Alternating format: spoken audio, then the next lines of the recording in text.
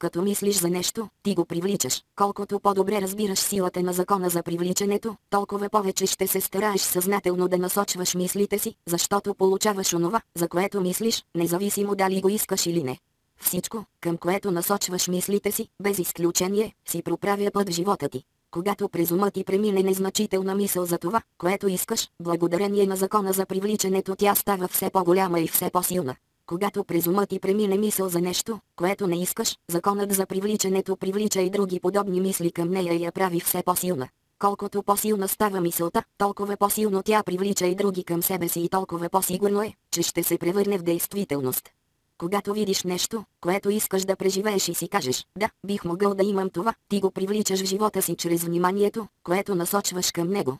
Когато обаче видиш нещо, което не искаш да преживееш и извикаш, не искам това, самото ти внимание към него го привлича в живота ти. В тази вселена, основана на привличане, няма такова нещо като изключване. Вниманието ти към нещо го включва в вибрацията ти и ако го задържиш в съзнанието си достатъчно дълго, законът за привличането ще го извика в живота ти, защото няма такова нещо като не. Когато гледаш нещо и крещиш, не искам да преживея това, махай се. Ти всъщност го извикваш в живота си, защото в вселената, основана на привличане, няма такова нещо като не. Самото ти внимание сякаш казва на нещата, които не желаеш да, ела при мен.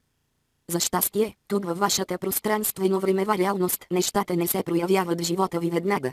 Съществува един чудесен времеви буфер между момента, в който започнеш да мислиш за нещо и момента на проявяването му. Този времеви буфер ти дава възможността да пренасочиш вниманието си по посока на нещата, които желаеш да се проявяват в живота ти. Така, дълго преди да се реализира дадено явление всъщност, от първия момент, от който помислиш за него, можеш да определиш дали искаш да го поканиш в живота си. Трябва само да обърнеш внимание на начина, по който се чувстваш, когато мислиш за него. Ако продължаваш да насочваш вниманието си към него, независимо дали го искаш или не, то ще дойде в живота ти.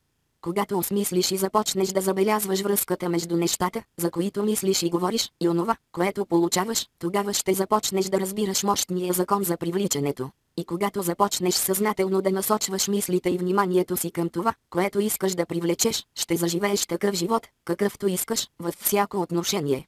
Вашият физически свят е обширно и разнообразно място, пълно с безброй различни събития и обстоятелства, някои от които одобряваш и би искал да преживееш и други, които не одобряваш и не би искал да преживееш. Когато си дошъл в този физически свят, не си имал намерение да искаш от него да се промени съобразно твоите виждания. Не си смятал да искаш да елиминира всичко, което не одобряваш и да остави само това, което одобряваш. Ти си тук, за да твориш света около себе си такъв, какъвто ти го желаеш, като същевременно позволяваш на света да съществува и такъв, какъвто и другите го желаят.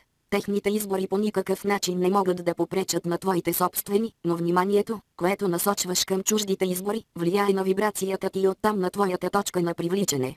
Моите мисли са магнит. Със своята магнетична сила законът за привличането прониква в Вселената, взема онези мисли, чиято вибрация съвпада с твоята, и ги привлича към теб. Твоето внимание към определени неща и откликът на закона за привличането към мислите ти е причина за идването на човек, всяко събитие и всяко обстоятелство в живота ти. Всички те влизат в живота ти през един своеобразен филтър, който пропуска само онова, чиято вибрация съвпада с собствените ти мисли.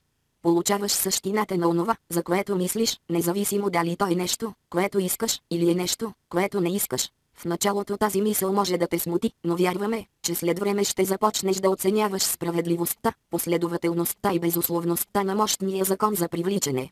Когато разбереш този закон и започнеш да обръщаш внимание на мислите си, ти ще си възвърнеш контрола над собствения си живот.